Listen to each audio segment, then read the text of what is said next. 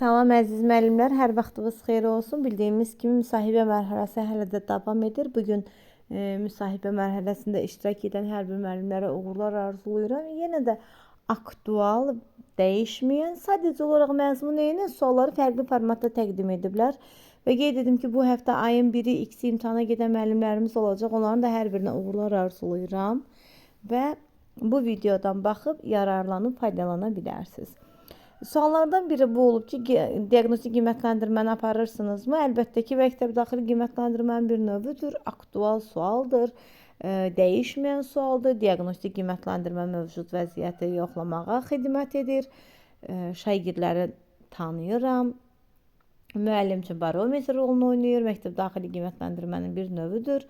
Əlbəttə ki, diaqnostikə əsaslanaraq mən planlaşdırmamda da dəyişiklik edə bilərəm. Bu bizim aktual suallarımızdan biridir. Valideynlə harada əlaqə yaradırsınız? Bax, sualın formatını dəyişib bu formada veriblər. Valideynlə harada əlaqə yaradırsınız? Əlbəttə ki, burada valideyn, müəllim münasibətin ön plana çıxartmaq lazımdır. Ki, biz deyirik ki, müəllimlə valideyn arasında düzgün münasibət olmalıdır. İlk iclas pozitiv şəkildə həyata keçirilməlidir. Əlbəttə ki, konfidensiallıq gözlənilməlidir. Övladının irəliləyişi haqqında valideyni xəbərdar etmək lazımdır. Sinifdə şagirdlər 3 mövzunu ard-arda mənimsinmir. Bu zaman nə edərsən? Və müsahibənin ən incə hiləli məqamı odur ki, sənə verilən suala sən hə, yox deməyəcəksən. Bax, düşün, əgər 3 mövzunu ard-arda mənimsəməyibsə, burada müəllim səriştəsizliyindən söhbət gedir. Əlbəttə ki, mən mövzunu təqdim edərkən şagirdlərə diferensial təlim öyrənmə tərzinə əsaslanacam. Nəinki 3 mövzu, hətta bir mövzunun çətinliyi olarsa da belə, bir dərsə əlavə bir saat da verə bilərəm. İş üsulunun iş formasında dəyişiklik edərəm. Müxtəlif formatda mövzunu təqdim edərək bütün şagirdlər üçün mövzunun əlçatanlığına nail olmaq lazımdır. Əsas məqam budur.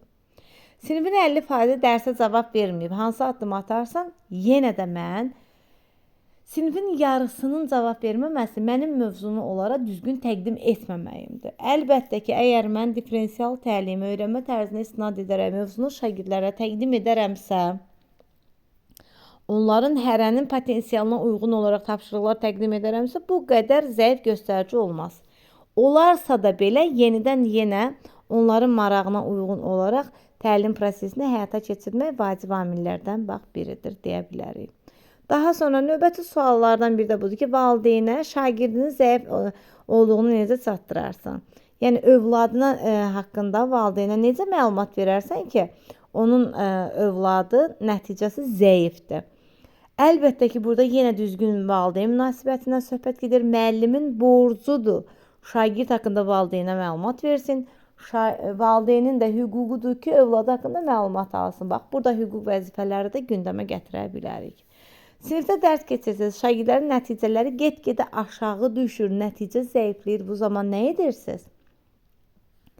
Burada müəllimin müşahidə etmək bacarığı ön plana çıxır. Əlbəttə ki, müəllim tədris prosesində şagirdləri müşahidə edir, diaqnostik qiymətləndirmə edir. Diaqnostik qiymətləndirmə təkcə tədris ilinin əvvəlində deyil ki, bölmənin əvvəlində də, yeni şagird gələndə də edirəm. Şagirdlərin mövcud vəziyyəti məni narahat edirsə, yəni ürək açan deyilsə, əlbəttə ki, əlavə məşğələlər də keçərəm.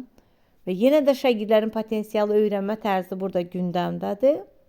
Və bilirik ki, əlavə məşğələlər keçməyi təhsil verənin də borcudur. Şagirdlərin potensialını inkişaf etdirməyə səy göstərərəm. Bax, əsas açar məqamlar, əziz müəllimlər, bizim əvvəlki fəaliyyətimizə əsaslanmalıdır ki, biz əvvəlcədən hansı fəaliyyətləri ön plana çıxarırıq.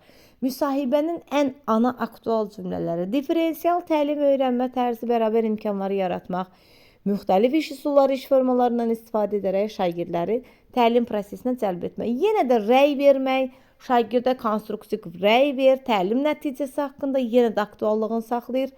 Rəy şagirdin bilavasitə gördüyü işi dəyərləndirib etdiyi səhvlərə düzgün yol göstərməkdir. Konstruktiv, effektiv rəy olmalıdır, anında olmalıdır, spesifik olmalıdır. Rəy şagirdin gördüyü işi dəyərləndirmək məqsədi ilə həyata keçirilir. Meyar isə nədir? Təlim nəticəsinə uyğun olaraq səviyyələr üzrə biz qiymətləndirmə meyarını şagirdlərə veririk. Ümid edirəm ki, qısa da olsa sizə faydası toxundu. Hər birinizə fəaliyyətinizdə uğurlar arzulayıram. Diqqətinizə görə təşəkkür edirəm.